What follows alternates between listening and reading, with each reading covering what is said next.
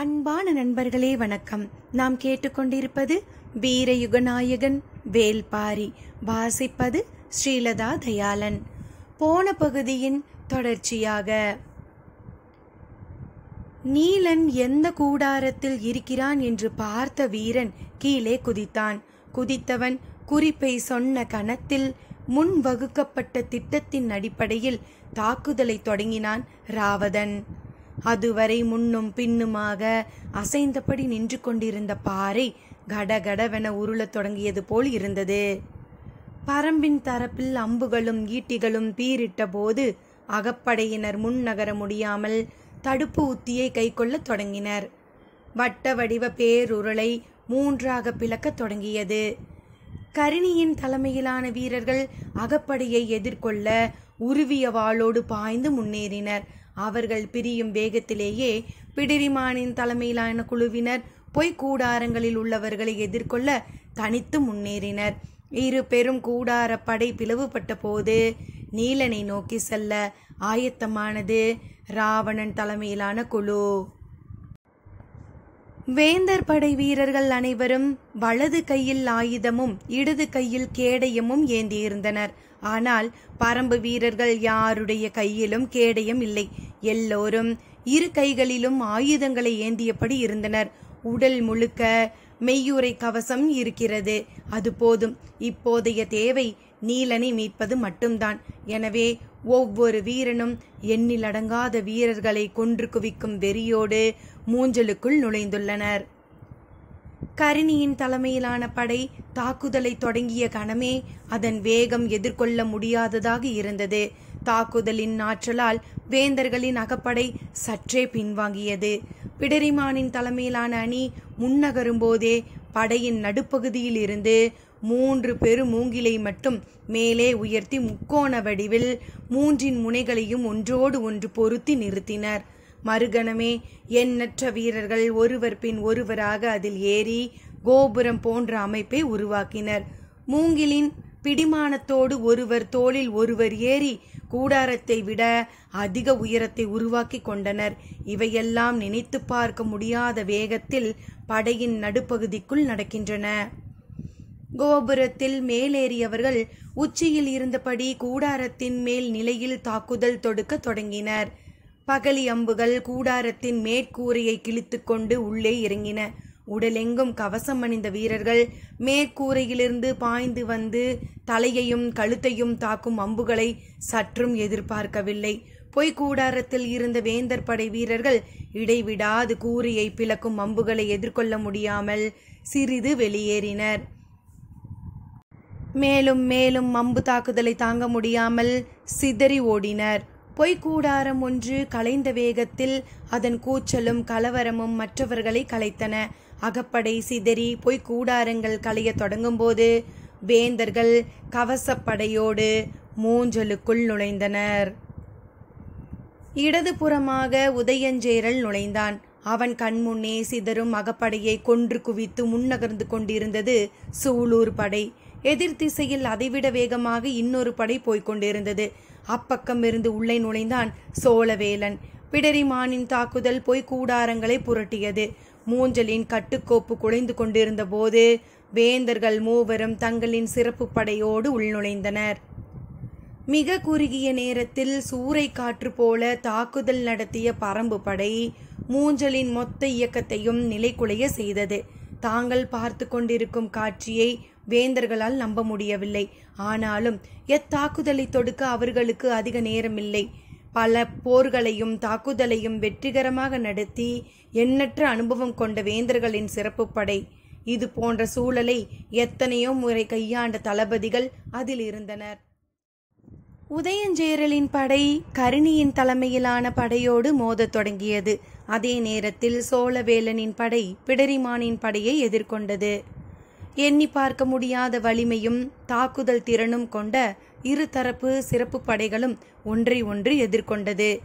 இரு பக்க சிறகுகளிலும் கரிணியும் பிடரிமானும் எண்ணிலடங்காத ஆயுதங்களின் வழியே வேந்தர் படையை தாக்கிக் கொண்டிருந்த போது தனது இரையை கவ்வ விண்ணிலிருந்து வெட்டி இறங்கும் கழுகின் வேகத்தில் நீலனின் கூடாரம் நோக்கி பாய்ந்து கொண்டிருந்தான் ராவதன். மூஞ்சலுக்குள் நுழைந்த இடத்திலிருந்து நீலனின் கூடாரம் இருக்கும் இடம் வரை 3 தடுப்பு நிலைகள் உள்ளன. வெளிப்புற அரணை உடைத்து முதல் தடுப்புக்கு அருகில் பரம்பு படை வந்தபோது வேந்தர்கள் 3 வந்து சேர்ந்தனர். ஆனால் அப்போது ராவதன் 2வது தடுப்பை நோக்கி கொண்டிருந்தான். நிலைமை கணிக்கும் நேரம் கூட வேந்தர்களுக்கு வாய்க்கவில்லை. அவன் 2வது தடுப்பை உடைக்கும் முன் தனது படை அவ்விடம் விரைந்து செல்ல உத்தரவிட்டான் பொதியவெற்பன். ராவதனின் வேகமும் தாக்குதலின் தன்மையும் யாராலும் கற்பனை செய்ய முடியாத அளவுக்கு இருந்தன. தென்னோலையை கிழித்து கொண்டு உள்ளிறங்கும் மூங்கிற்களி போல எதிரிகளின் கவசங்களை துளைத்து உள்ளிறங்கின பகலி அம்புகள். அம்பென்பது 3 விசைகள் மையம் கொள்வது. இழுத்து வளைக்கும் போது உள்ளுக்குள் விரிய துடிக்கும் நரம்பு, பின்னிழுக்கும் போது முன்வாங்க துடிக்கும் நான், முன்னும் பின்னுமாக வீரனின் 2 கைகளை கொண்டு கூட்டப்படும் விசை. இந்த 3 குவியமே விடுபடும் அம்பாய் ஏகிச் செல்லும். இந்த 3ம் வேந்தர் படையை விட 3 மடங்கு அதிக ஆற்றலோடு வெளிப்பட்டன சூலூர் வீரர்களிடம். குறுங்காது முயலின் குருதி வாடை காற்றெங்கும் மிதந்து கொண்டிருந்தது. பொதியவெற்பனின் சிறப்பு படை ராவதனின் படையை நோக்கி முன்னேறியது. அப்போது சற்றும் எதிர்பார்க்காமல் சூலூர் வீரர்கள் விசிறி வடிவ உருளிகளான எரிவட்டுகளை வீசத் தொடங்கினர். ஈட்டி என்றால் போர் வீரன் ஒன்றைத்தான் வைத்திருக்க முடியும். ஆனால் ஒவ்வொரு வீரனும் 10க்கும் மேற்பட்ட எரிவட்டுகளை இடுப்பிலே கோத்து வைத்திருந்தான். கண்ணிமைக்கும் நேரத்தில் காற்றை கிழித்து கொண்டு பறந்த எரிவட்டுகள் அனைத்தும் கவச வீரர்களின் கழுத்துக்கு குறிவைக்கப்பட்டன. பாய்ந்து வந்த வேந்தர்களின் கவசப்படை 2 பனை தொலைவிலேயே நின்று எரிவட்டுகளை கவசங்களால் தடுக்க வேண்டிய நிலை வந்தது. அப்போது 3வது தடுப்பு நோக்கி ராவதன் முன்னேறி கொண்டிருந்தான்.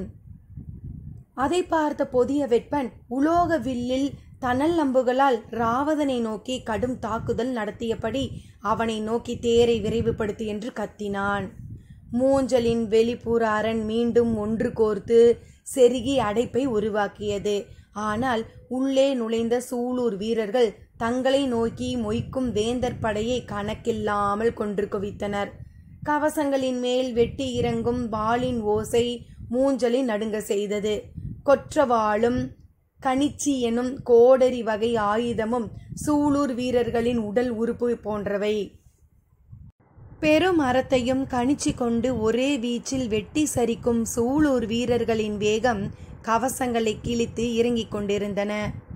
ராவதன் 3வது தடுப்பை நெருங்கும் போது பொதியவெற்பனின் தேர் விரைந்து அவ்விடம் வந்தது. நிறைந்த பூண்களை கொண்ட கொடிஞ்சி வகை தேர் கதிரவன் ஒளியில் கண்களை பறித்தபடி வீரர்களை பிளந்து கொண்டு வந்தது. கவச வீரர்களின் தாக்குதலுக்கிடையே திரும்பி மீளும் கணத்தில் தன்னை நோக்கி வரும் தேரை பார்த்தான் ராவதன். அவனை சூழ்ந்திருந்த கவச வீரர்களை தாக்கிக் கொண்டிருந்த அதே வேகத்தில் தனது முதுகிலே இருந்த மூவிலை வேலை எடுத்து மின்னலென வீசினான். தேரின் இடதுபுற சக்கரத்தின் நடு அச்சை பிளந்து உள்ளிறங்கியது மூவிலை வேல். என்ன நடந்தது என்பதனை வீரர்கள் உணரும் முன் தரையிலே உருண்டு கொண்டிருந்தான் வளவன். அவனை தாண்டி வீசப்பட்டான் பொதியவெற்பன். உடைந்த தேரை கனைப்பொலியோடு வேகம் குறையாமல் இழுத்து முன் சென்றன குதிரைகள். கொடிஞ்சி வகை தேரை தனி ஒருவன் உடைக்கவும் முடியும் என்பதை யாராலும் கற்பனை செய்து கூட பார்க்க முடியாது. தேரிலிருந்து சரிந்தவனை நோக்கி தாக்குதலை தொடுத்து உயிர் பறிப்பதற்கெல்லாம் ராவதனுக்கு நேரமில்லை. அவனது வேகத்துக்கு குறுக்கீடாக எது வந்தாலும் இடியென தாக்கி அழித்தபடி நீலனின் கூடாரம் நோக்கி விரைவது மட்டுமே அவன் வேலை. ஏறக்குறைய அவன் நீலனின் கூடாரத்தை நெருங்கினான். அவ்வளவு நேரமும் அவனது வேகத்தை தடுக்க அணி அணியாய் வந்து அகப்படை வீரர்கள் போரிட்டனர். ஆனால் 3வது தடுப்பை பிளந்து உள் நுழைந்த வேகத்தில் பொதியவெற்பனின் தேரை ஒரே வேலால் நொறுக்கி கவிழ்த்ததை பார்த்த யாரும் அதன் பிறகு எதிர்கொண்டு நிற்கவில்லை. விழுந்து எழுந்த வேகத்தில் தனது காப்பு படையுடையோடு வீராவதனை நோக்கி பாய்ந்தான் பொதியவெற்பன். பாண்டிய இளவரசனின் தலை சிறந்த பாதுகாப்பு படையினர் 16 பேர் ராவதனை சுற்றி வளைத்தனர். இடது கையில் நீல் மழுவும் வலது கையில் ஈர் வாளும் கொண்டு ராவதன் தாக்கிய வேகம் 16 பேரையும் நடுங்க செய்தது. பரம்பின் சிறப்பு உலோக கலவையால் நாள் கணக்கில் ஊற வைக்கப்பட்ட வாள் அது. வேறெந்த உலோகத்துடனோ கரும்பாறையுடனோ மோதினால் கூட முனை மழுங்காது. அதே நேரம் எதிர் வீசப்படும் வாளை வெட்டி கூராக்கும் வலுவுள்ள ஈர்வாள் அது. ராவதனின் வலது கை வேகம் பாரியே வியர்க்கக்கூடியது. அதனால்தான் அவன் செலுத்தும் அம்பு யானையின் கழுத்தில் ஒரு பகுதியில் தேய்த்து மறுபகுதியில் எட்டி பார்க்கிறது. அதுவும் நீலனின் கூடார வாயிலில் நடக்கும் இந்த தாக்குதலில் மரக்குச்சிகளை வெட்டி தள்ளுவதைப் போல பாண்டிய வீரர்களின் வாள்களை சீவித் தள்ளினான். இடது கை மழுவின் முன் விளிம்பில் கைகளும் தலையுமாக மாட்டி எதிரிகளும் உறுப்புகளும் மீன் செதில்களைப் போல சீவப்பட்டு எல்லா திசைகளிலும் பறந்து கொண்டிருந்தன. பீரிடும் நீரூற்றுக்கு இடையே குளித்து நகர்பவனைப் போல குருதி ஊற்றுக்கு இடையே நகர்ந்து கொண்டிருந்தான் ராவதன். அவனை மறிக்கும் ஆற்றல் அங்கு இருக்கும் யாருக்கும் இல்லை. சினம் கொண்ட வேட்டை விலங்கின் 8 பற்களையும் தனது முகத்தருகே பார்த்ததைப் போல இரு கைகளாலும் ஆயுதங்களை கை கொள்ளும் ராவதனை பார்த்து மிரண்டு நின்றான் பொதிய வெப்பன். நீலனின் கூடாரத்திற்குள் நுழைய சில அடிகளே இருந்தபோது பாய்ந்து முன் சென்று தடுக்கலாமா என நினைத்த பொதிய வெப்பன் சட்டென பின்னால் நிற்கும் போர் பணியாளனுக்கு உத்தரவிட்டான். அவன் உடனடியாக அபாய சங்கை ஊதினான். குலசேகர பாண்டியனின் அருகில் இருந்த சிறப்பு படை வீரர்கள் மூஞ்சலை நோக்கி விரையத் தொடங்கினர். குளவன் திட்டிலிருந்து போர்க்களம் முழுவதையும் பார்த்த பாரியால் மூஞ்சலுக்குள் என்ன நடக்கிறது என்பதனை தெளிவாக பார்க்க முடியவில்லை. மூஞ்சல் தட்டியங்காட்டை விட்டு மிக தள்ளி இருப்பதாலும் கூடாரங்கள் மறைத்திருப்பதாலும் உள்ளுக்குள் நடக்கும் தாக்குதலை துல்லியமாக பார்த்தறிய முடியவில்லை. ஆனால் களத்தில் 3ஆம் நிலையை கடந்து நின்றிருந்த குலசேகர பாண்டியனின் படைகள் மீண்டும் மூஞ்சலை நோக்கி விரைவதை பார்த்தான் பாரி.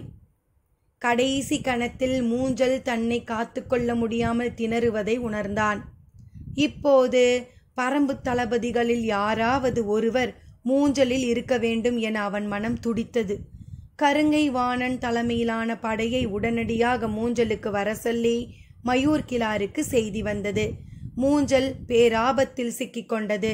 தான் சொன்ன நேரத்தில் கருங்கை வாணன் அங்கே போயிருந்தால் இந்த நிலை உருவாக்கி இருக்காது. தலைமை தளபதியாக தான் பொறுப்பேற்றதை விரும்பாததால் அவன் தனது கட்டளையை ஏற்க மறுக்கிறான் என்று அவருக்கு தோன்றியது. மீண்டும் மயூர்கிழார் சொன்னபோது கருங்கை வாணன் ஏதோ சொல்ல வந்தான். ஆனால் அதற்குள் தனது குரலை பல மடங்கு உயர்த்தியபடி கத்தினார் மயூர்கிழார். அதன் பிறகு கருங்கை வாணன் மறுப்பு சொல்லவில்லை. மிக விரிந்த போர்க்களத்தில் வந்து சேரும் செய்திகளை எப்படி கைக்கொள்வது என்பது தனித்த கலை. இவனது நாடே இந்த போர்க்களை விட சிறியது. இவன் இதை எப்படி புரிந்து கொள்ள முடியும் என்று எண்ணியபடி தனது தேரை திருப்ப உத்தரவிட்டான் கருங்கை வாணன். தாக்குதல் உச்சம் கொண்டிருக்கின்ற இந்த நேரத்தில் கருங்கை வாணன் ஏன் விலகி செல்கிறான் என்பது அவனது தேர்ப்படை தளபதி வெறுக்காலனுக்கு புரியவில்லை. ஆனால் எதிர்த்து நின்று போரிட்டு கொண்டிருக்கும் முடியனுக்கு புரிந்தது. கருங்கை வாணனை இந்த இடம் விட்டு நகரவிடக் கூடாது. அதற்கு ஒரே வழி அவனது பார்வை அகலும் முன் அவனது தளபதியான வெறுக்காலனை கொன்று வீழ்த்துவது மட்டுமே என முடிவு செய்தான். அவ்வளவு நேரம் கருங்கை வாணனின் படைப்பிரிவை தாக்கிக் கொண்டிருந்த முடியன் தன் வளவனை நோக்கி சொன்னான். நேராக வெறுக்காலனை நோக்கி தேரை நிற்காமல் செலுத்து. எக்காரணத்தாலும் வேகத்தை குறைக்காதே. சொல்லி முடிக்கும் போது பாய்ந்து கொண்டிருந்தன குதிரைகள். அம்புகளை எடுத்து நான் ஏற்றி விடுவிக்கும் நேரம் கூட முடியனுக்கு இல்லை. கருங்கை வாணன் தனது தேரை மூஞ்சல் நோக்கி திருப்பி விட்டான். அவனது பார்வை மறைவதற்குள் வெறுக்காலன் வீழ வேண்டும்.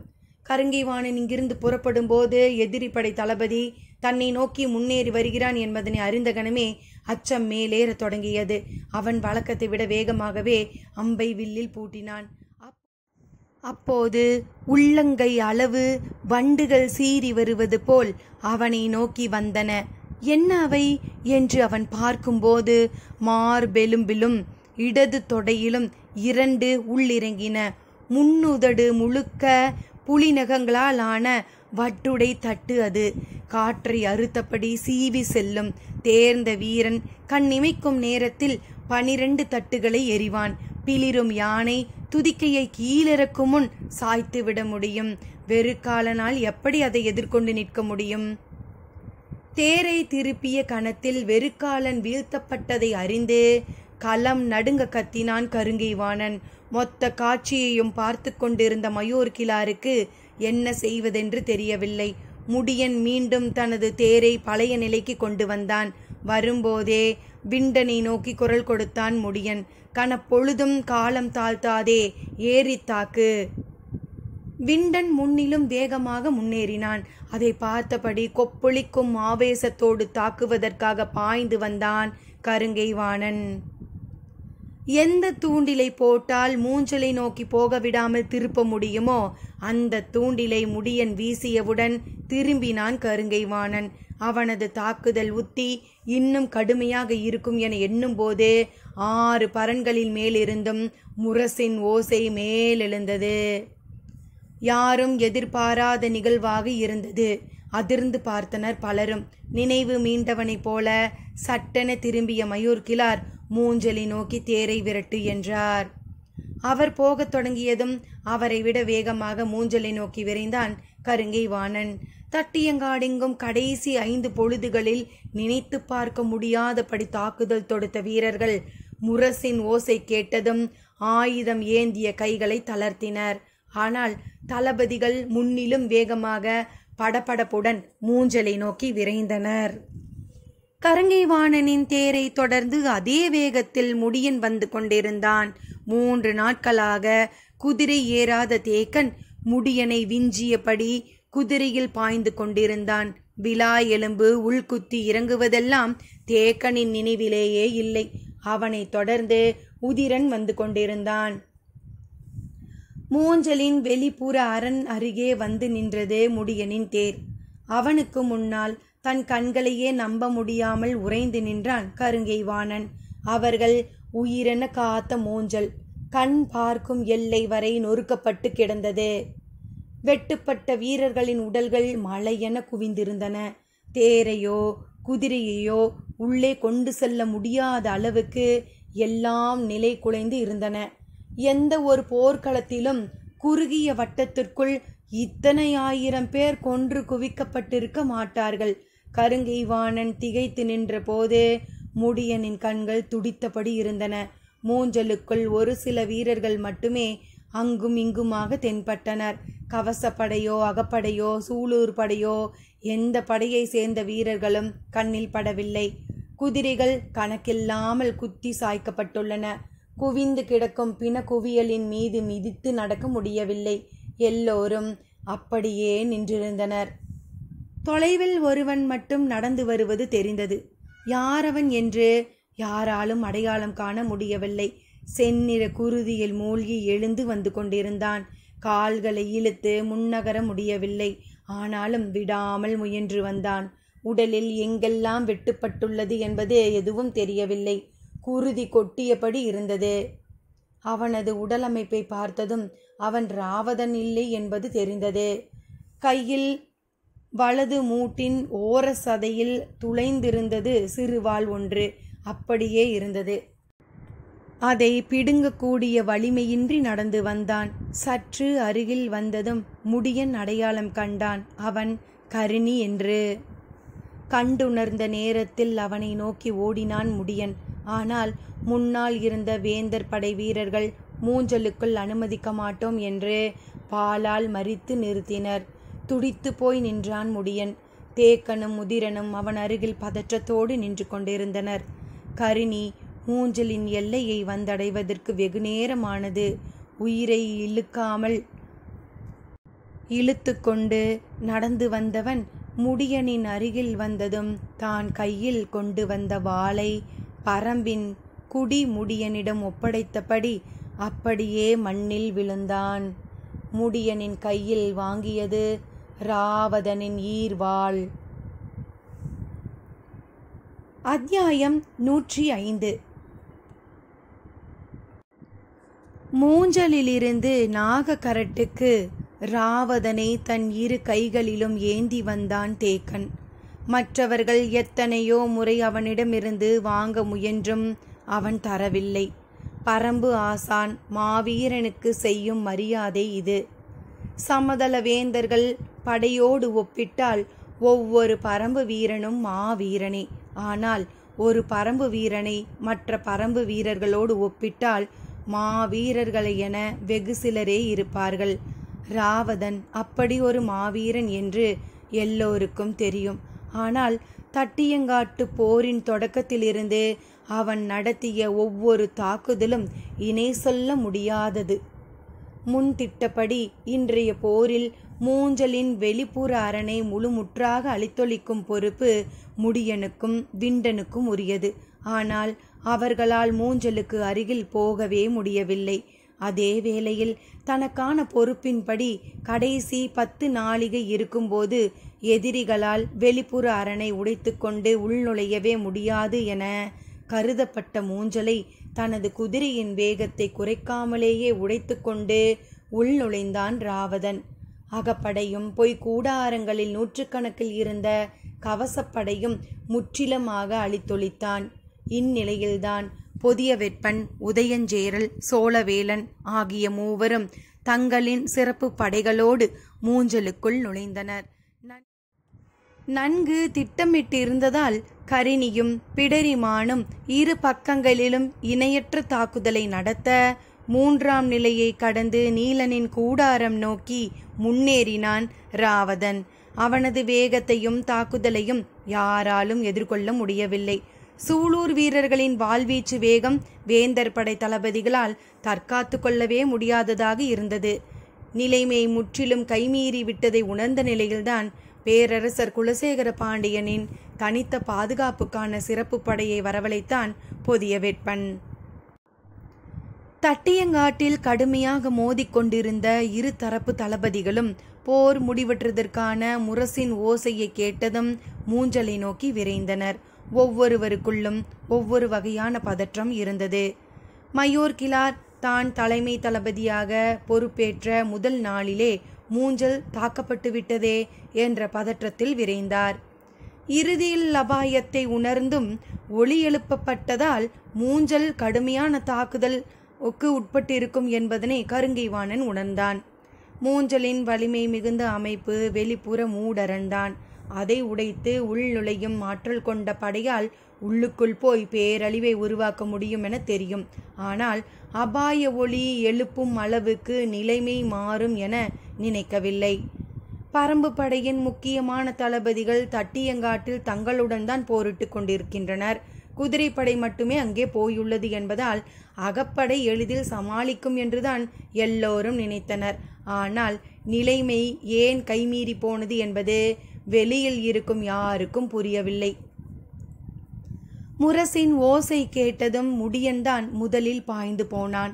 கடைசி நாளிகையில் மூஞ்சலில் இருந்து ராவதனின் படை பின்வாங்கிவிட்டது. இடைநிலையில் நின்றுதான் அவன் போரிட்டு கொண்டிருப்பான் என நினைத்தான் முடியன். ஆனால் ராவதன் மூஞ்சலுக்குள் போய்விட்டான் என தேக்கன் கணித்திருந்தான். எனவே அவனது சிந்தனை முழுவதும் மூஞ்சலை நோக்கியே இருந்தது. எல்லோரும் மூஞ்சலின் அருகில் வந்து நின்றபோதுதான் மூஞ்சல் என்னவாக இருக்கிறது என்பதனை பார்க்க முடிந்தது.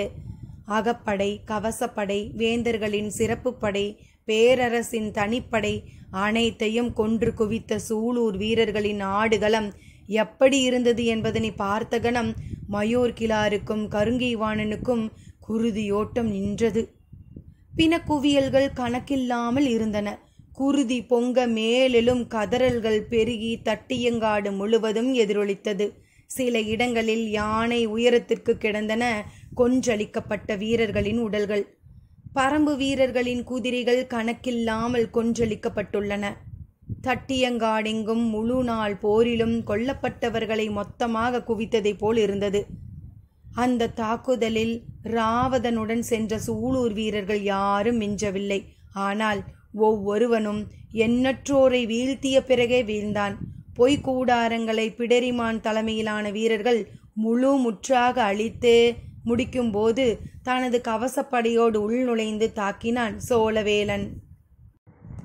இடைவெளியோடு தொலைவில் நின்று போரிடுவதற்கும் நெருங்கி நின்று போரிடுவதற்கும் நிறைய வேறுபாடு உண்டு. மூவேந்தர்களும் அவரவரின் சிறப்பு படையோடு உள்நுழைந்தனர். அப்போது வரை மூஞ்சலின் வெளிப்புற அரண் வீரர்களால் முழுமையாக பாதுகாக்கப்பட்டு இருந்தது. மூவேந்தர்களின் சிறப்பு படை முழுமையாக உள்ளே வந்ததும் ஏற குவியலாக நின்று போரிடும் சூழல் உருவானது. ஒருவருக்கொருவர் வாளையும் ஈட்டியையும் இன்ன பிற ஆயுதங்களையும் முழுமையாக சுழற்றி வீசவும் வாங்கி தாக்கவுமான இடைவெளி இல்லாத நிலை இருந்தது. தனக்கு முன்னால் நிற்கும் வீரனோடு போரிட்டு கொண்டிருந்தால் முதுகுப்புறத்தில் நிற்பவன் நமது படையை சேர்ந்தவனா அல்லது எதிரி படை வீரனா என்பது தெரியாத நிலை உருவானது. இந்நிலையில் வேந்தர் படைக்கு பெரும் சிக்கலை உருவாக்கியது. ஆனால் சூலூர் படைக்கு சாதகமான தன்மையை ஏற்படுத்தியது. அடர்கானகத்தில் குழுவாக இயங்கினால் மட்டுமே வாழவும் தப்பி பிழைக்கவும் முடியும். எனவே தன்னுடன் வருகிறவன் யார் என்பதனை திரும்பி பார்க்காமலேயே அறிந்து கொள்ள எண்ணற்ற வழிமுறைகள் பரம்பு வீரர்கள் அறிந்தனர். அவர்களால் அடர் இருட்டில் கூட குழுவாக செயல்பட்டு தாக்குதலை முன்னெடுக்க முடியும். 3 வேந்தர்களின் சிறப்பு படைகள் 3 சேனை வரியர்களின் கீழ் 36 சேனை முதலிகளால் தலைமை தாங்கப்படுவதற்காக இருந்தது. அவர்களுடைய உத்தரவின் கீழ் 5000த்திற்கும் அதிகமான வீரர்கள் தாக்குதலில் இறங்கினர். விரிந்து உள்வாங்கும் குந்தமும் பனங்கருக்குமா போல உடலெங்கும் எண்ணிலடங்காத கூரிய முட்களை உடைய கழுமுள் சாட்டையும் சூலூர் வீரர்களின் தனித்த ஆயுதங்கள். வேந்தர் படை வீரர்கள் எண்ணற்றோர் உள்ளே வந்தது சூலூர் வீரர்களுக்கு நல்ல வாய்ப்பாக அமைந்தது. தங்களின் ஒலி குறிப்புகள் மூலம் கன நேரத்திற்குள் செய்திகளை பரிமாறிக்கொண்டனர். 3 வேந்தர்களின் 3 வகையான சிறப்பு படைகளையும் முழுமையாக உள்வாங்கும் வரை வாளால் தாக்குதல் நடத்தினர். நிலைமையை கணித்து கூவல்குடி வீரன் ஓசையிட்டதும் கருணியின் தலைமையிலான படை வீரர்கள் தங்களின் இடுப்பு பகுதியில் மெய்யுறை சட்டைக்கு மேல் சுற்றி வைத்திருக்கும் கழுமுள் சாட்டையை சுழற்றத் தொடங்கினர். சாட்டையின் சிறு நுனி பட்டால் போதும், சதை கொத்தாக பீத்து கொண்டு வெளிவரும். ஒருவன் எதிரியின் காலுக்கு கீழே சாட்டையை சுழற்றினான். மற்றொருவன் கழுத்துக்கு மேலே சாட்டையை சுழற்றினான். ஒவ்வொரு சாட்டையும் 2 ஆள் நீளமுடையது. கேடயங்கள் வாளையும் ஈட்டியையும் எதிர்கொள்ளக்கூடியவை. கழுமுன் சாட்டைக்கு தடுப்பாயுதம் எதுவுமில்லை. இப்படி ஓர் ஆயுதம் இருப்பதே சமவெளி மக்களுக்கு தெரியாது. நினைத்து பார்க்க முடியாத பாதிப்பை ஏற்படுத்தும் கழுமுள் சாட்டையை சூலூர் வீரர்கள் மின்னல் வேகத்தில் வீசத் தொடங்கினர். சதை மட்டுமன்று, கால் எலும்புகளையே பீத்து கொண்டு சென்றன சாட்டைகள். உச்சந்தலை முதல் கால் முட்டி வரை கவசம் அணிந்திருந்த சிறப்பு கவசப்படையை முதல் தாக்குதலிலேயே அஞ்சி பின்வாங்க வைத்தனர். அப்போது பின்னிலையில் நின்ற பிடரிமானின் தலைமையிலான வீரர்கள் குந்தகத்தினால் குத்தி தாக்க தொடங்கினர். 2 பெரும் பொறிகளில் சிக்கி சிதைய தொடங்கியது சிறப்பு கவசப்படை. எந்த ஒரு போரிலும் கவசப்படை இவ்வளவு கொடுமையான அழிவுக்கு ஆனதில்லை. மூஞ்சலுக்குள் தாங்கள் உருவாக்கிய பொறியில் பரம்பு வீரர்கள் சிக்குவார்கள் என்றுதான் எல்லோரும் எதிர்பார்த்தனர். ஆனால் சூலூர் வீரர்களின் பொறிக்குள் முழுமுற்றாக வேந்தர் படை சிக்கியது. அவசரத்தில் மூவேந்தர்களின் 3 சிறப்பு படைகளும் மொத்தமாக உள்ளிறக்கியதால் அவர்களால் போரிடுவதற்கு போதுமான களத்தை உருவாக்கி கொள்ள முடியவில்லை. இந்நிலையில் தாக்குதலின் அளவு எல்லை கடந்ததாக இருந்ததால் வெளிப்புற அரணை காத்து கொண்டிருந்த வீரர்களையும் உள்முக தாக்குதலுக்கு பயன்படுத்த வேண்டிய சூழல் உருவானது. இவையெல்லாம் சூலூர் வீரர்களுக்கு வாய்ப்பாகவே அமைந்தது. சூலூர் வீரர்கள் எல்லோரும் இன்றைய நாளின் முடிவை தெளிவாக தெரிந்தவர்களாக இருந்தனர். தாங்கள் உயிருடன் திரும்பும் வாய்ப்பு மிக மிக குறைவே. ஆனால் நீலன் மீட்கப்பட்டே ஆக வேண்டும். அதற்காக எல்லையில்லாத வீரத்தை வெளிப்படுத்தி வேந்தர் படையை முழுமுற்றாக வீழ்த்த வேண்டும் என்ற குறிக்கோளுடன் போரிட்டனர். தட்டியங்காட்டில் இதுவரை நிகழாத பேரழிவை அவர்கள் நிகழ்த்தி காட்டினர். எண்ணிக்கையில் இதைவிட அதிகமான வீரர்களை இந்த போர்க்களத்தில் பரம்பு படை கொன்றளித்துள்ளது. ஆனால் அவர்களெல்லாம் பொதுவான படை வீரர்கள். இன்று சூலூர் வீரர்கள் அழித்தொழித்துள்ளதோ மூவேந்தர்களின் மிக சிறந்த படை வீரர்களின் தொகுப்பு. இந்த வீரர்களின் ஆற்றலை நம்பித்தான் வேந்தர்கள் தங்களின் பாதுகாப்பை உறுதி செய்வர். 3 பெருவேந்தர்களின் சிறப்பு படைகளும் 3 வகையான தன்மைகளை கொண்டிருந்தது. கவச உடைகளில் தொடங்கி பயன்படுத்தும் ஆயுதம் வரை நிறைய வேறுபாடுகள் 3 படைகளுக்கும் உண்டு. ஆனால் சூலூர் வீரர்களின் தாக்குதலுக்கு முன்னால் எந்த படையும் என் நிலையிலும் தாக்குப்பிடிக்க முடியவில்லை. 5000த்திற்கும் அதிகமானோரை கொண்ட கவசப்படையை சூலூர் படையின் சில 100 வீரர்கள் முழுமுற்றாக அழித்தொழித்தனர். இந்த தாக்குதலுக்கு நிகரான தாக்குதலை இதுவரை யாரும் கேள்விப்பட்டது கூட இல்லை. மலையென குவிந்து கிடக்கும் வேந்தர் படை வீரர்களின் பிணங்களுக்குள் சூலூர் வீரர்களின் உடல்களை தேடி எடுக்க வேண்டி இருந்தது. போர் முடிவுற்ற ஓசை கேட்டதும் வேந்தர் படை வீரர்கள் அனைவரும் பாசறைக்கு திரும்பினர். இறந்தவர்களை அப்புறப்படுத்துவது வீரர்களின் வேலையன்று, போர் பணியாளர்களின் வேலை. மூஞ்சலுக்குள் பரம்பு வீரர்கள் அனுமதிக்கப்படாததால் அவர்கள் வெளியிலேயே காத்திருந்தனர். வேந்தர்களின் போர் பணியாளர்கள் சூலூர் வீரர்களின் ஒவ்வொரு உடலாக தந்து கொண்டிருந்தனர். அதை வாங்கிய பரம்பு வீரர்கள் நாகக்கரடு நோக்கி சென்று கொண்டிருந்தனர். அனைத்து உடல்களும் எடுக்கப்படும் வரை முடியன் அந்த இடம் விட்டு அகலவில்லை. ராவதனின் உடலை தேக்கன் தூக்கிச் சென்றான். அவன் பின்னால் பரம்பின் மொத்த படையும் வந்து கொண்டிருந்தன. நாகக்கரட்டுக்கும் இரளிமேட்டுக்கும் நடுவில் இருக்கும் பள்ளத்தாக்கு பகுதிக்கு அவன் வந்தபோது இருள் முழுமை கொண்டிருந்தது. இரளிமேட்டிலிருந்து தேக்கனை நோக்கி ஓடி வந்தான் பாரி. அவனுக்கு பின்னால் காலம்பன் உள்ளிட்ட மற்றவர்கள் ஓடோடி வந்தனர். பெருவீரனின் மரணம் மொத்த காட்டையும் உறைய வைத்திருந்தது. சிறிய ஓசை கூட ஏலவில்லை. தீ பந்தத்தோடு சில வீரர்கள் பாரிக்கு பின்னால் ஓடி வந்து கொண்டிருந்தனர். எதிர் வந்த பாரி தேக்கனுக்கு முன்னால் 2 கை ஏந்தி நின்றான். தேக்கனால் பாரியின் முகத்தை பார்க்க முடியவில்லை. தலை குனிந்தபடி கையில் இருக்கும் ராவதனையே பார்த்து கொண்டிருந்தான்.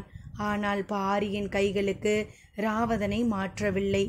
எதிர் நிலையில் கையேந்தி நிற்கும் பாரி கைகளை தளர்த்தவில்லை. இருவருக்கும் உள்ளோடும் குருதி உறைந்து நின்றுவிட்டதை போல் இருந்தது. முன்னும் பின்னுமாக வீரர்கள் சூழ்ந்தனர். தீ பந்தங்களின் ஒளி ராவதனின் மேலே படர்ந்தபடி இருந்தது. பாரி குனிந்து ராவதனை பார்க்கவே இல்லை. நிமிர்ந்தபடி தேக்கனையே பார்த்து கொண்டிருந்தான். தேக்கனோ நிமிர்ந்து பாரியை பார்க்கவில்லை. குனிந்தபடி ராவதனையே பார்த்து கொண்டிருந்தான். இருவருக்குள்ளும் உணர்வுகள் கொந்தளித்து கொண்டிருந்தன. பாரி குனிந்து ராவதனின் உடலை பார்த்தாலோ, தேக்கன் நிமிர்ந்து பாரியின் முகத்தை பார்த்தாலோ உடைந்து நொறுங்கி விடுவர். வீரர்களின் மரணத்தில் கண்ணீர் சிந்தக்கூடாது. அதுவும் பாரியும் தேக்கனும் கலங்கினால் நிலைமை என்னவாகும்? இருவரும் அதை தவிர்க்கவே முயன்று கொண்டிருந்தனர். மனதின் உறுதியை கனத்த அமைதி நொறுக்கிக் கொண்டிருந்தது. ஆனால் என்ன செய்வதென்று யாருக்கும் விளங்கவில்லை. நின்ற இடத்தை விட்டு இருவரும் நகரவில்லை. இந்த சூழலை எப்படி கைக்கொள்வதென்று உடனிருக்கும் யாருக்கும் தெரியவில்லை. வாரிக்கையனும் கபிலரும் செய்தியை கேள்விப்பட்டு இடிந்து போய் இரளிமேட்டின் குகையடிவாரத்திலேயே உட்கார்ந்து விட்டனர். பாரியுடன் வந்து நிற்கும் காலம்பன் இருவரையும் மாறி மாறி பார்த்தான். அவனுக்கு என்ன செய்வதென புரியவில்லை. ஒவ்வொரு கணமும் கடக்க முடியாத கணமாக உறைந்து நின்றது. தலை நிமுறாமலேயே இருந்த தேக்கன் ஒரு கணத்தில் சட்டென ராவதனை பாரியின் கைகளில் ஒப்படைத்துவிட்டு அப்படியே அவன் கால் பற்றி கதறினான். காட்டின் தலைமகனை இழந்து விட்டோமடா பாரி என்று கதறினான். மலை உடைந்து சரிவதை போல இருந்தது. வெடித்து மேலெழும்பியது வீரர்களின் ஓலம். ஆசானின் கதறல் காட்டையே உலுக்கியது. காரமலையின் முகுட்டை முட்டியது தேக்கனின் விம்மல். கைகள் ராவதனை ஏந்தி நிற்க, கால்களை தேக்கன் பற்றி நிற்க, கண்ணீரும் குருதியும் மேலெல்லாம் கொட்டியபடி பாறையென நின்றான் பாரி. மற்ற வீரர்கள் ஆசானை பிடித்து தூக்க எண்ணினர். ஆனால் யாரும் அருகில் செல்லவில்லை. பரம்பு தலைவனின் கால் பற்றி கதறும் ஆசானின் உச்சந்தலையில் ராவதனின் குருதி விழுந்து கொண்டே இருந்தது. போர்க்களத்திற்கு பொறுப்பு முடியனும் தேக்கனும் தான். நாங்கள் மாவீரனை காக்க தவறிவிட்டோம். அவன் அனைத்து தாக்குதலையும் எங்களிடம் சொல்லிவிட்டுதான் செய்தான். ஆனால் நாங்களோ அவனிடம் கூறிய திட்டப்படி செயல்பட தவறிவிட்டோம். இந்த மரணம் முடியனும் தேக்கனும் கவனம் தவறியதால் நிகழ்ந்தது என புலம்பி அழ துடித்தது தேக்கனின் மனம். ஆனால் சொல்ல வந்த சொற்கள் எதுவும் மேலளவில்லை. உடைந்து கதறும் ஆற்றாமையிலிருந்து மீள முடியவில்லை. சற்று நேரத்திற்கு பிறகே பாரியின் கால்களிலிருந்து கைகளை விலக்கினான் தேக்கன். அந்த விலகுதலில் மனம் ஆழமாக நிலை ஒன்றை எய்தியது. அவரவர்தானே மீண்டு கொள்ள வேண்டும். அடுத்தவருக்கு ஆறுதல் உரைக்க பரம்பு வீரர்கள் யாரிடமும் சொற்கள் இல்லை. தேக்கன் கைகளை விடுவித்து கொண்ட பிறகு பாரி நடக்கத் தொடங்கினான். வீரர்களின் பெரும் கூட்டம் அவனை தொடர்ந்து கொண்டிருந்தது. தேக்கன் அந்த இடத்திலிருந்து எழுந்திருக்கவில்லை. எல்லோரும் தன்னை கடந்து போகும் வரை அங்கேயே இருந்தான். அனைவரும் கடந்து சென்றனர். மனம் சற்று நிதானம் கொண்டது. ஏன் உடைந்து கதறினோம்? நமது கதறலையும் சேர்ந்தல்லவா பாரி சுமந்து செல்கிறான். நாம் கட்டுப்படுத்தி இருக்க வேண்டும் என எண்ணங்கள் தோன்றியபடி இருந்தன. எல்லோரும் போன பிறகு 4-5 வீரர்கள் மட்டும் உடனிருந்தனர். அவர்களையும் போக சொன்னான். ஆனால் வீரர்களோ தேக்கனுக்கு உதவுவதற்காக அங்கேயே நின்றனர். மீண்டும் சத்தம் போட்டு போக சொன்னான். அவர்கள் சென்ற பிறகு கைகளை ஊன்றி மெல்ல எழுந்து நின்று பார்த்தான். தொலைவில் இரளிமேட்டின் முதற்குகையின் அடிவாரத்தில் கூட்டம் கூடி நின்றது. மலையெங்கும் இருக்கும் தீப்பந்தங்கள் அந்த இடம் நோக்கி குவிந்தபடி இருந்தன. அந்த காட்சியை பார்க்க முடியாமல் நாகக்கரட்டில் இருக்கும் தனது குடிலை நோக்கி மெல்ல நடக்கத் தொடங்கினான். குகை அடிவாரத்தில் வைக்கப்பட்ட ராவதனின் உடலை பார்க்கும் ஆற்றலின்றி பாறை மறைப்பொன்றிலே ஒடுங்கி கிடந்தார் கபிலர். நேற்றிரவு பொற்சுவையின் மரணம் அவர் மடியில்தான் நிகழ்ந்தது. இன்றிரவோ ராவதனின் உடல் கிடத்தப்பட்டு இருந்தது. ஏது செய்வதென்றே தெரியவில்லை. பாரியின் முகத்தை பார்க்கவோ அவனிடம் பேசவோ மனதுக்கு வலுவில்லை. கையூன்றி உட்காரக்கூட வலுவின்றி பாறையோடு பாறையாக சாய்ந்தே கிடந்தார். மூஞ்சலிலிருந்து சூலூர் வீரர்களின் உடல்கள் ஒவ்வொன்றாக வந்து கொண்டிருந்தன. துயரத்தின் பேரலை காரமலை முழுவதும் பெருகிக் கொண்டிருந்தது. அப்போது கூட்டத்துக்குள் யாரோ ஒருவன் வந்து கபிலர் எங்கே என்று விசாரித்தான். வீரன் ஒருவன் பாறையின் அடிவாரத்தில் சாய்ந்து கிடக்கும் கபிலரை கை காட்டி குறிப்பு சொன்னான். வந்துள்ளவன் திசைவேலரின் மாணவன். ஏற்கனவே 2 முறை வந்தவன்தான். ஆனால் ஒவ்வொரு முறையும் ஒவ்வொரு இடத்தில் ஒவ்வொரு நிலையில் கபிலரை காண்கிறான். இப்போது நிலை குலைந்து கிடக்கும் கபிலரிடம் வந்து திசைவேலர் உங்களை அழைத்து வர சொன்னார் என்றான். அதை காது கொடுத்து கேட்கும் நிலையில் கபிலர் இல்லை. வந்தவன் மீண்டும் சத்தம் போட்டு சொன்னான். சற்றே கவனம் கொண்ட கபிலர் அவனை உற்று பார்த்தபடி மறுத்து தலையை ஆட்டினார். அவனோ மீண்டும் வலியுறுத்தினான். பேசுவதற்கு சொற்கள் மேலளவில்லை. ஆனாலும் முயன்று சொன்னார். நான் வரும் நிலையில் இல்லை என்பதனை திசைவேலரிடம் சொல்லிவிடு. வந்த மாணவனுக்கு வேறென்ன செய்வதென தெரியவில்லை. பெரும் புலவரிடம் இதற்கு மேல் வலியுறுத்த முடியாது என சிந்தித்தபடி எழுந்து நடக்க முற்பட்டான். இதை கவனித்தபடி இருந்த வாரிக்கையன் வந்தவனை கை காட்டி நிறுத்தியபடி கபிலரிடம் வந்து திசைவேலரிடம் போய் என்னவென்று கேட்டு வாருங்கள் என்றார். நான் எதையும் கேட்கும் நிலையில் இல்லை. என்னால் எதுவும் செய்ய முடியாது என்றார் கபிலர். வாரிக்கையன் இங்கும் அங்குமாக பார்த்தார். அவரின் கண்கள் தேக்கனை தேடின. அவர் குடிலுக்கு போய்விட்டதாக வீரன் ஒருவன் சொன்னான். கபிலரை நாம் தான் சமாதானப்படுத்தி அனுப்ப வேண்டும் என நினைத்து கொண்டு மீண்டும் கபிலரிடம் வந்தார். அவரோ வாரிக்கையன் சொல்வதை கேட்கும் நிலையில் இல்லை. ஆனால் வாரிக்கையன் விடவில்லை. நீங்கள்தான் பரம்பின் கோள் சொல்லி. எதிரி படையின் கோள் சொல்லி அழைக்கும் போது போகவில்லை என்றால் நமது தரப்பு கருத்து கேட்கப்படாமலேயே போய்விடும் ஆபத்து உள்ளது. எனவே துயரத்தை விழுங்கி கடமையை ஆற்றுங்கள் என்றார்.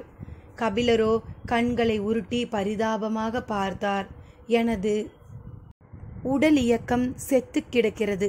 என்னால் எழுந்திருக்கவே முடியாது. பிறகு எப்படி என்று சொல்லிய போது கண்களில் நீர் கொட்டியது. வாரிக்கையனால் கபிலரை புரிந்து கொள்ள முடிந்தது. ஆனால் வேறு வழி ஏதும் இல்லை. அவர் போய்தான் ஆக வேண்டும் என எண்ணியபடி சொன்னார். யாராலும் இந்த துயரத்தை தாங்கிக் கொள்ள முடியாது.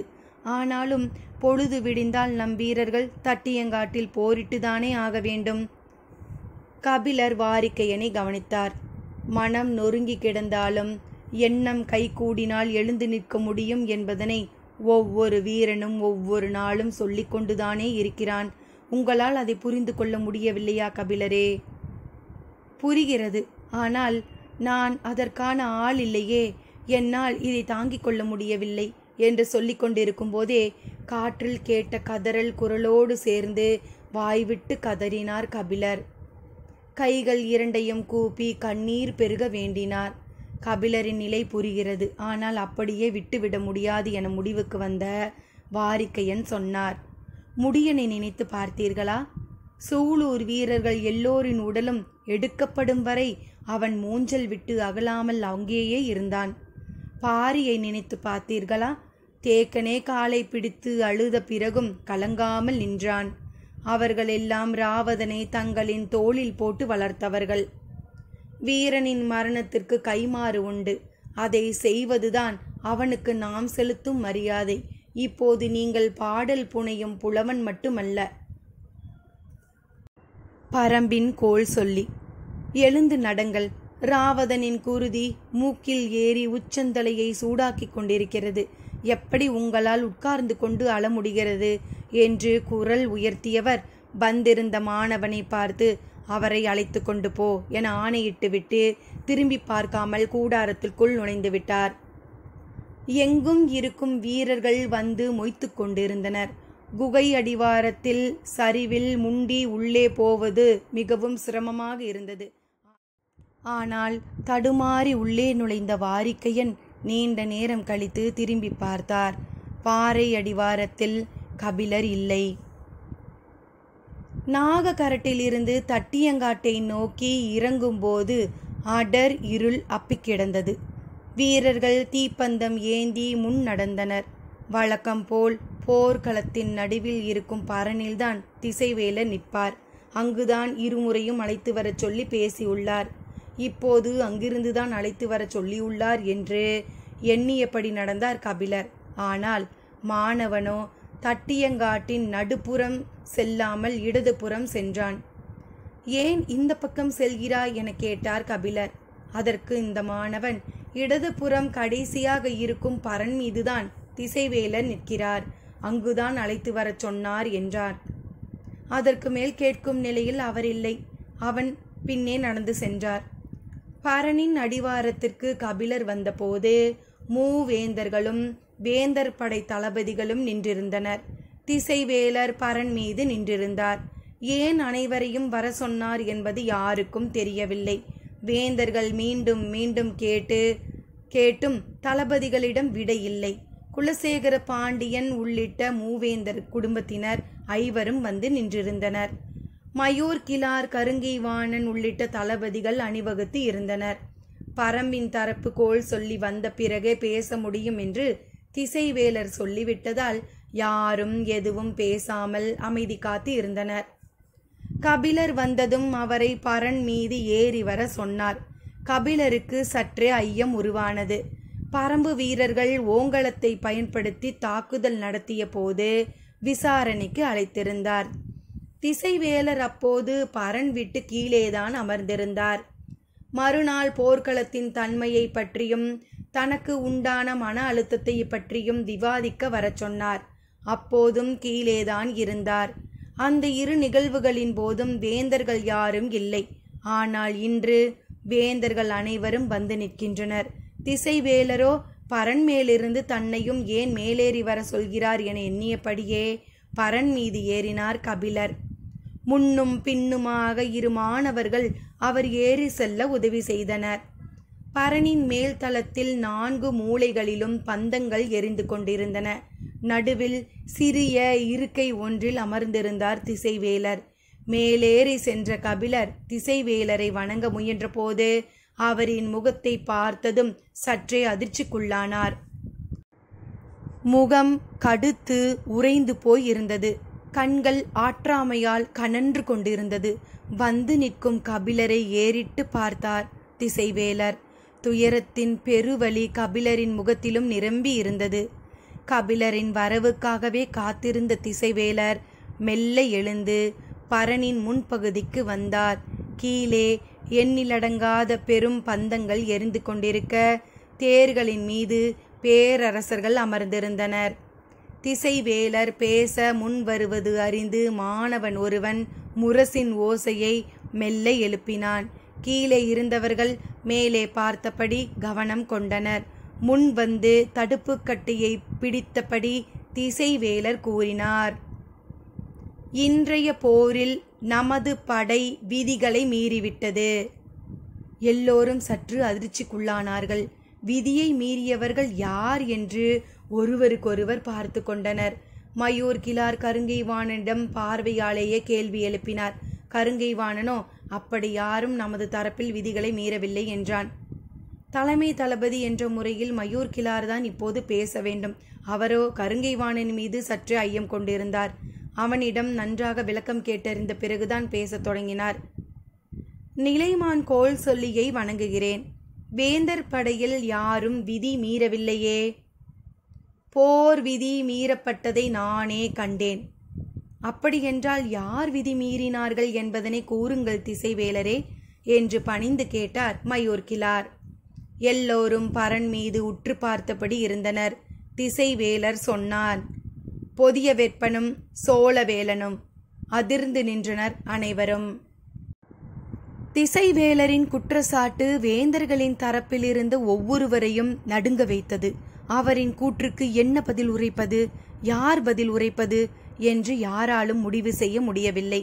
குற்றம் சாட்டுவது எதிரி படை கோல் சொல்லி அல்ல, நமது படை கோல் சொல்லி. பக்கத்தில் பரம்பு படை கோல் சொல்லி கபிலர் நின்று கொண்டிருக்கிறார். எனவே இதை எந்த சொல் கொண்டு மறுப்பது? சோழவேலன் மீதான குற்றச்சாட்டை மறுக்க சோழனின் அமைச்சன் வளவன்காரி முன்வர ஆயத்தமானான். ஆனால் செங்கன சோழன் கண்களால் குறிப்பு கொடுத்த பிறகு சற்றே ஒதுங்கி நின்று கொண்டிருந்தான். திசைவேலர் பாண்டிய பேரரசரால் நியமிக்கப்பட்டவர். எனவே அவர்களே இந்த பிரச்சனையை தீர்க்கட்டும் என நினைத்தான். குலசேகர பாண்டியனோ அதிர்ச்சியுற்ற கண்களோடு அண்ணாந்து திசைவேலரையே பார்த்து கொண்டிருந்தார். அவரது கூற்றை மறுத்து வாதாடுதல் எளிதல்ல. அமைச்சர் முசுக்குந்தர் இருந்தால் கூட இந்த பிரச்சனையை ஓரளவு தெளிவாக கைக்கொள்வார். ஆனால் ஆதி நம்பியை நம்பி எப்படி முடிவெடுப்பது? அமைச்சனை நிறுத்திவிட்டு தளபதிகளை பேசவிட்டால் நிலைமை மேலும் சிக்கலாகிவிடும் என்று நினைத்தபடி இருந்தார். குற்றச்சாட்டை கூறிய திசைவேலர் மறுமொழியை எதிர்பார்க்கவில்லை. தட்டியங்காட்டை விரிந்த கண்களோடு பார்த்தபடி சொன்னார், விதி மீறிய இருவரும் இக்கணமே இந்த போர்க்களம் விட்டு நீங்க வேண்டும். இனி வாழ்வு முழுவதும் அவர்கள் ஆயுதங்களை கைக்கொள்ளக்கூடாது. இடி விழுவது போல் இருந்தது திசைவேலரின் சொற்கள். உறைந்து நின்றனர் அனைவரும். குலசேகர பாண்டியனின் கண்கள் துடித்தன. பாண்டிய பேரரசின் தலைமை அமைச்சன் ஆதிநந்தி உரத்த குரலில் கத்திச் சொன்னான், நீங்கள் அறம் தவறி பேசுகிறீர்கள் திசைவேலரே. இடைவெளியின்றி சட்டென சொன்னார், ஆம், நான் அறம் பிளர்ந்தே பேசுகிறேன். அரண்மனையின் நம்பிக்கைக்கு உரிய முறையில் நடந்து கொள்வதை முற்றிலுமாக எனது ஆழ்மனம் துறந்து விடவில்லை. அதனால்தான் எனது சொற்கள் இப்படி வந்துள்ளன. இல்லையென்றால் அவர்கள் இருவருக்கும் மரணத்தையே தீர்ப்பாக வழங்கியிருப்பேன். அத்தியாயம் 106. வேந்தர் தரப்பினர் நடுங்கி நின்றனர். திசைவேலரின் கூற்று யாரும் எதிர்பார்க்காத ஒன்று. அதை யாராலும் எதிர்கொள்ள முடியவில்லை. ஆனால் எதிர்கொண்டே ஆக வேண்டும். என்ன செய்வதென்று முடிவெடுக்க முடியாமல் திணறினர். அமைச்சன் ஆதிநந்தி பேச முன்வந்த போது குலசேகர பாண்டியன் தனது கையசைவில் அதை நிறுத்தினார். அவரது கண் பார்வை மயூர்கிழாரை நோக்கி போனது.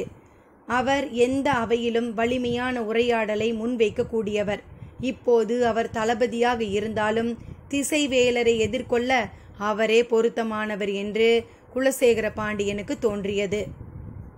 பேரரசரின் கண்ணசைவில் உத்தரவை புரிந்து கொண்டார் மயூர்கிழார். இருக்கும் இடத்திலிருந்து சற்று முன் வந்து பெருங்குரல் எடுத்து கூறினார். திசைவேலரை வணங்குகிறேன். எதன் அடிப்படையில் இந்த குற்றச்சாட்டை கூறுகிறீர்கள்? போரின் விதி மீறப்பட்டதாக நிலைமான் கோல் சொல்லி கூறிவிட்டால் தண்டனையை தாழ்ந்து பெற வேண்டும். அதுதான் விதி. நான் விதியை மீறவில்லை, விளக்கம்தான் கேட்கிறேன். என்ன விளக்கம் உனக்கு வேண்டும்? அவர்கள் இருவரும் விதியை மீறியதாக நீங்கள் சொல்வதற்கான விளக்கம். போர் முடிவுறும் முரசின் ஓசை கேட்கும்போது பரம்பின் குதிரைப்படை தளபதி ராவதன் கூடாரத்திற்குள் இருந்த நீலனை வெளியில் அழைத்து வந்து விட்டான். ஆனால் முரசின் ஓசை கேட்டதும் தனது ஆயுதங்களை தாழ்த்தி அப்படியே நின்றான். மூஞ்சலை விட்டு வெளியேறாத நிலை என்பதால் நீலனை மீண்டும் கூடாரத்திற்குள் அனுப்பினார். போர் முடிவுற்ற பிறகு மூஞ்சலை விட்டு வெளியேற்ற கூடாது என்பதால் அப்படி செய்தான். நீலன் கூடாரத்திற்குள் நுழைவதை பார்த்து கொண்டே நின்றிருந்த ராவதனை பின்புறமிருந்து பொதிய வெப்பனும் சோழவேலனும் சரமாரியாக அம்பெய்தி தாக்கினர்.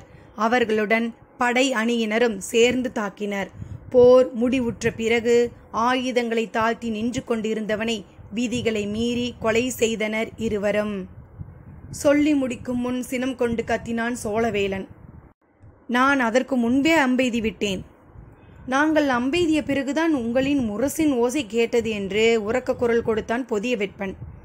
திசைவேலரின் உடல் நடுங்கியது. தனது கூற்றை மறுத்து மேலெழும் சொற்களை அவரால் ஏற்றுக்கொள்ள முடியவில்லை. இடைவெளியின்றி மயூர்கிழாரின் குரலும் மேலெழுந்து வந்தது. அரச பெருமக்கள் சொல்லும் விளக்கம் ஏற்புடையதா திசைவேலரே? மேலேறிய சினத்தை கட்டுப்படுத்தியபடி சொன்னார். நிலைமான் கோல் சொல்லி ஒரு பொய்யின் மீது விளக்கம் அளிக்கும் அளவுக்கு தாழ்ந்து விடவில்லை. மயூர்கிழாரே சற்று அதிர்ச்சியானார். திசைவேலரை கை கொள்வது எளிதன்று என்பது தெரியும். ஆனாலும் அவரின் குணமறிந்து உரையாடலை வேறு திசைக்கு திருப்புவதே இப்போது இருக்கும் ஒரே வழி என தோன்றியது. நான் பொய்யின் மீது விளக்கம் கேட்கவில்லை திசைவேலரே. அவர்களின் கூற்றுக்கு பிறகு உங்களின் குற்றச்சாட்டு மீதான விளக்கத்தை தெரிந்து கொள்ளவே கேட்கிறேன். நான் சொல்வது குற்றச்சாட்டன்று, தீர்ப்பு. எந்த சொல்லாலும் தான் அதிர்ச்சிக்குள்ளாகவில்லை என்பதனை காட்டிக்கொள்ள இடைவெளியின்றி மயூர்கிழார் சொன்னார். உண்மைதான் திசைவேலரே, நீங்கள் சொல்வது தீர்ப்புதான். நான் கேட்பது அந்த தீர்ப்பின் மீதான சிறிய விளக்கம் மட்டுமே. இன்னும் என்ன விளக்கம் தேவை? முரசின் ஓசைக்கு முன்பே அவர்கள் அம்பெய்தி விட்டதாக கூறுகின்றனரே. அவர்கள் இருவரும் ராவதனின் தாக்குதலை கண்டு அதிர்ச்சியாகி நின்றிருந்தனர். கடைசி நாளிகையில் நீண்ட நேரம் அவர்கள் அம்பெய்யவில்லை. முரசின் ஓசை கேட்ட பிறகு ராவதன் ஆயுதங்களை தாழ்த்தி உள்நுழையும் நீலனை இயக்கத்தோடு பார்த்து கொண்டிருக்கும் போதுதான் இவர்கள் பின்னாலிருந்து அம்பெய்தனர். அதாவது போரிட்டு கொண்டிருக்கையில் ராவதனை ஒன்றும் செய்ய முடியவில்லை. முரசின் ஓசை கேட்டு அவன் ஆயுதங்களை தாழ்த்திய பிறகு கோழைகளைப் போல பின்னாலிருந்து தாக்கினர். என் தந்தையை கோழை என்றா சொல்கிறீர் என துடித்தெழுந்தான் செங்கன சோழன். பாண்டிய இளவரசனை இகழ்வதற்கு எதிரான கருங்கைவாணனின் குரல் அதைவிட மேலெழுந்து வந்தது. தாக்குதலை போல மற்றவர்களை உரத்து குரல் கொடுக்க இடம் தந்துவிட்டு அதே நேரத்தில் தான் பணிந்து கேட்பதை போன்ற குரலில் மயூர்கிழார் கேட்டார். எம் தரப்பு நிலைமான் கோல் சொல்லி நீங்கள். உங்களிடமிருந்து நான் தெளிவு பெறவே விரும்புகிறேன். எனவே தவறாக கருத வேண்டாம். நீங்கள் நின்றிருக்கும் இந்த பரணிலிருந்து வெகு தொலைவில் இருக்கிறது மூஞ்சல். அங்கு போர் நடந்து கொண்டிருந்தது. அம்பெய்தது முரசின் ஓசைக்கு முன்பா பின்பா என்பதனை இங்கிருந்து கணிப்பது எளிதல்லவே. இங்கிருந்து மூஞ்சலை எவ்வளவு தொலைவில் இருக்கிறது? 2 காத தொலைவில் இருக்கிறது. அதோ அந்த விண்மீன் கூட்டம் எவ்வளவு தொலைவில் இருக்கிறது? வானத்தில் ஒளிரும் விண்மீன்களை காட்டி திசைவேலர் கேட்டதும் சற்றே அதிர்ச்சி அடைந்து நின்றார் மயூர்கிழார். சட்டென விடை சொல்லவில்லை. இதற்கு விடை சொன்னால் திசைவேலர் அடுத்து என்ன சொல்வார் என்பதனை உணர முடிந்தது. தலை நிமிர்ந்து விரிந்த கண்களால் வானத்தை பார்த்தார் மயூர்கிழார். திசைவேலரின் தீர்ப்பு ஏற்கப்பட்டதா? இனி அடுத்து என்ன பார்க்கலாம். சிறிது இடைவெளியில். நன்றி நண்பர்களே.